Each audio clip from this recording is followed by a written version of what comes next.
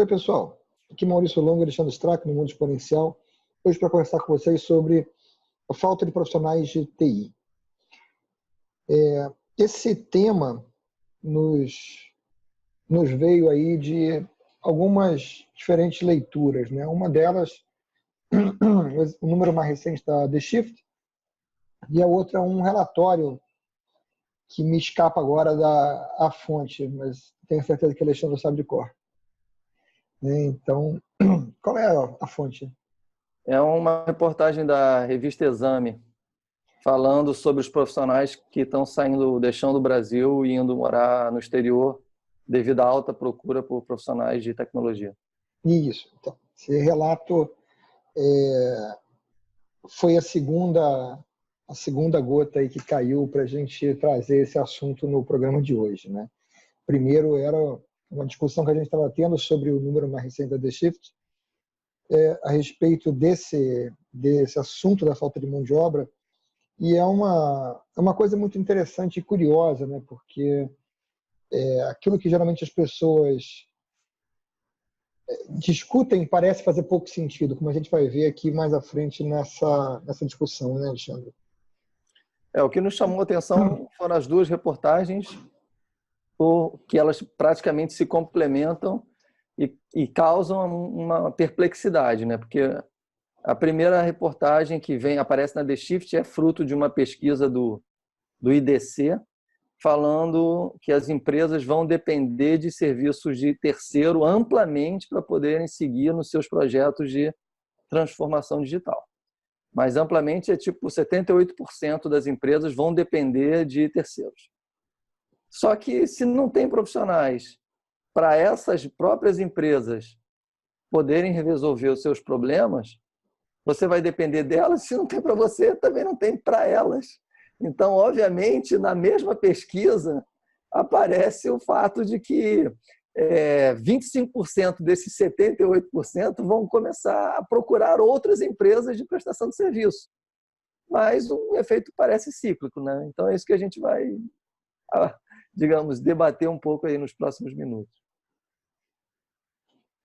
Se você ainda não assinou o canal, clique aqui embaixo para assinar e marque o sininho para ser notificado quando saem novos vídeos. Se você está escutando o podcast e ainda não fez a sua assinatura, procure na sua plataforma de preferência para que você seja avisado quando forem lançados novos episódios. Se você gostar do que você vir e ouvir aqui, deixe o seu like, que o feedback é interessante para nós. Fala sério que não parece piada esse negócio. Se não tem profissional para eu contratar no mercado, eu vou contratar você para contratar para mim o profissional que não tem no mercado? Parece piada, né? Realmente parece uma coisa surreal, né? O cara apresentar uma pesquisa como essa. E, ao mesmo tempo, o que nos chamou a atenção foi que, ao ler a outra pesquisa, né, a outra reportagem da revista Exame, onde os profissionais brasileiros estão sendo amplamente assediados para irem trabalhar fora do Brasil, porque são considerados profissionais com um nível de senioridade maior do que os profissionais disponíveis nesses mercados. Estamos falando de mercados maduros, mercado europeu, mercado americano. Então, esses profissionais que aqui já são disputados, também são disputados por empresas no exterior. E aí você, ao mesmo tempo, começa a ver, ou seja, a pesquisa demonstrando que as grandes empresas vão depender destas empresas que estão vindo buscar os profissionais aqui. Não, na verdade, não é nem que vão depender que estão vindo buscar aqui. Os profissionais que estão aqui e que seriam alvo, vamos dizer assim, dessas empresas contratarem aqui, estão sendo levados para outros países, onde também falta essa mão de obra.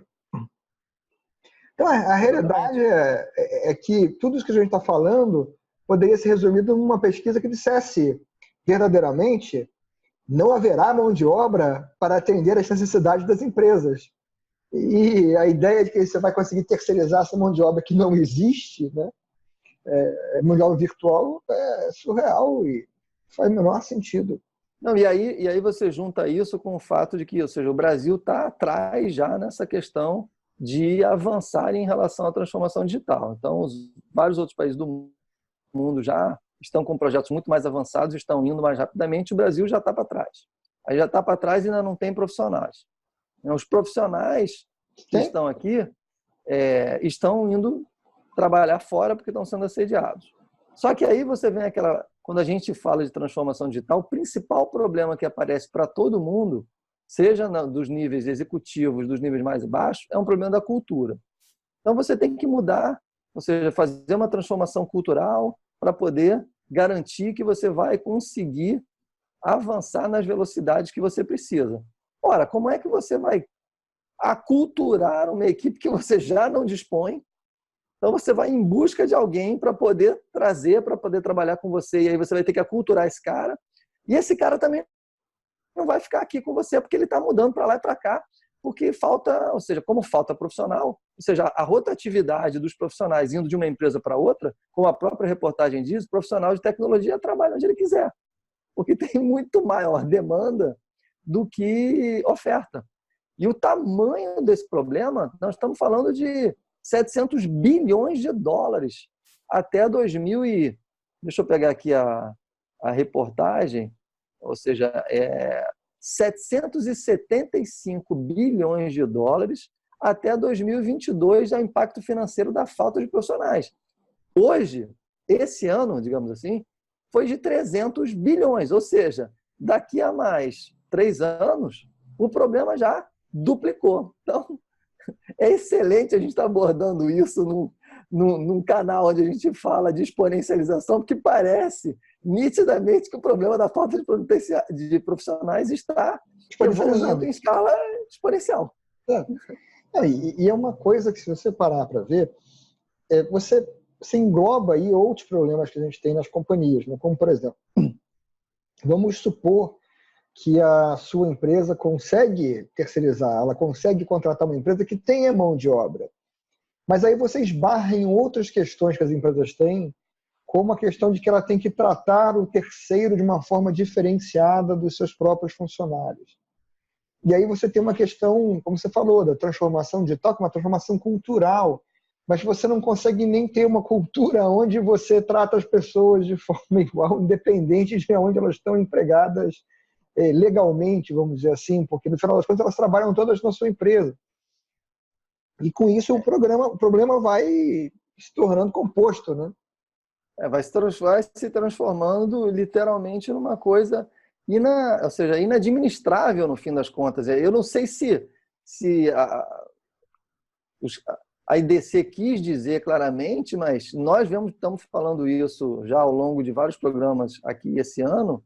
Isso, para mim, só corrobora o fato de que a gente já vem falando, cara, que não vai ter, de fato, transformação digital para muitas empresas, porque vai ser literalmente impossível que isso aconteça. Primeiro, porque o desafio já é muito grande, do ponto de vista de que você tem que mudar muitas características na sua cultura e daí, ou seja, começar a agir de uma outra forma diferente. Isso impacta treinar os profissionais que você já tem dentro de casa, conseguir reter. E é difícil reter os poucos que tem e mais difícil ainda contratar, não tem, então está indo buscar de outro lugar, e esse outro lugar também está enfrentando os mesmos problemas, porque ele também tem que se transformar, e ao mesmo tempo que ele se transforma para prestar serviço para você. Ou seja, é literalmente um efeito que se retroalimenta, demonstrando claramente que quem não está correndo atrás desse problema de forma estratégica e, ou seja, colocando atenção para poder resolver, vai ser inviável, porque você não vai ter tempo hábil para conseguir fazer algo diferente, uma vez que as empresas menores que vão nascer já digitalmente ou aquelas que já começaram e já estão em estágio mais avançado, vão chegar numa posição mais interessante do que você, muito antes que você seja capaz de fazer alguma coisa. Da onde voltamos, então, à frase célebre do filósofo Alexandre Strack: não haverá transformação digital para todos. E aí é o seguinte, a pesquisa diz quais são os 4 principais pontos que as empresas de prestação de serviços vão ter que tomar cuidado e para quem vai contratar, qual é o checklist que você deve procurar. Primeiro item é contratar empresas que fazem uso amplo de analytics, automação inteligente e plataformas para entrega de serviços. Cara, para você ser intensivo em analytics e ter a plataforma, você já se transformou. Você já é capaz de ofertar os seus serviços de uma forma digitalizada, onde você tem um canal de comunicação que é software, né? Então, de novo, se você conseguiu fazer isso, ou você já nasceu desse jeito, ou você já tem profissional suficiente para estar fazendo, então você não consegue fazer para prestar o serviço para quem precisa de você. O segundo ponto... Fala. Não, só voltando, que a gente... Todo lado que você olha, a gente volta para o ciclo. Exatamente, parece que a gente está sendo redundante o tempo todo, mas é porque é redundante. Saber interpretar essas pesquisas leva as pessoas, ou as empresas, os executivos, os líderes, a entenderem que, seguindo por esse caminho, você não vai realmente sair de lugar nenhum. E aí, ou seja, eu acho que é desesperador, né? Porque você, sabendo que o seu negócio precisa se transformar e não é uma necessidade da moda, é uma necessidade que surge porque nós, enquanto clientes, já, ou seja, somos exigentes ao ponto de querer um tipo de serviço e um relacionamento com sua empresa completamente diferente. Se você não muda, você não vai mais conseguir prestar o serviço que eu, cliente, quero comprar de você. Então, você é obrigado a mudar, por melhor que seja o seu serviço. Ou seja, nós temos carros excelentes, lindos, maravilhosos, e que fazem um monte de coisas interessantes. Só que nós estamos, enquanto cliente, buscando uma nova experiência de mobilidade, que, inclusive, pode ser o fato de não querer mais dirigir, que é o veículo autônomo. Ou você está se movendo numa direção de entregar o serviço que eu quero enquanto cliente, ou não adianta você ter a melhor fábrica, o melhor método de produção, o veículo mais lindo do mundo, que ele não atende mais a demanda que eu quero, que é me mover de um ponto A para o ponto B de um jeito diferente. E que hoje já é suprido de uma forma diferente, e que é uma forma não esperada por você que produzia carro, né? Então, eu falei do primeiro item, né, dos 4. O segundo item é entendimento abrangente das necessidades das linhas de negócio. Eu preciso contratar alguém e preciso ter certeza que esse alguém entende muito das minhas linhas de negócio para, então, prestar um bom serviço para você. Para mim, é mais ou menos como se eu dissesse assim: eu agora perco os meus profissionais para você, então, já que eles entendem bem da linha de negócio, eles conseguem ser mais capazes de realizar quando estão dentro de você do que dentro de mim, então eu agora vou prestar atenção nesse fator, né? O terceiro é a capacidade de facilitar, ou seja, é change management. Como eu não consigo fazer change management aqui, vou ter que contratar alguém com essa capacidade de fazer change management. E o terceiro é a habilidade de endereçar o alargamento do escopo da TI. Eu não consigo entender a importância da TI da minha empresa para estar espalhada dentro das áreas de negócio, e aí eu vou prestar atenção em alguém que eu contrato que sabe fazer isso bem. E eu que não sei fazer, vou saber que ele sabe fazer bem, né? Exatamente. Eu não consegui fazer comigo, mas eu consigo identificar que ele sabe fazer bem do lado de fora. Realmente, assim, parece meio espantoso, né, o resultado da pesquisa, mas é alarmante, né, cara? Porque a situação ela tá se encaminhando numa velocidade aonde e nós estamos percebendo isso claramente com os clientes que a gente visita, com os projetos onde a gente participa, o tamanho do deslocamento, né? Ou seja, o deslocamento entre as perspectivas ela tá se acelerando muito rapidamente. E o descolamento dos executivos do conhecimento que eles precisariam ter para entender a realidade em que eles estão inseridos, né? A distância que o executivo médio tem, vamos dizer assim, do que está acontecendo com a tecnologia, que é a base de tudo que a gente faz hoje, é muito grande. Você conversa com as pessoas e você vê que as pessoas, de fato, não têm uma boa visão do que está acontecendo hoje. Elas têm a visão do que saiu um telefone celular novo, de uma coisa assim, mas elas não têm um entendimento de como aquilo afeta o negócio delas diretamente, né? Aquilo, eu digo, as mudanças que estão acontecendo.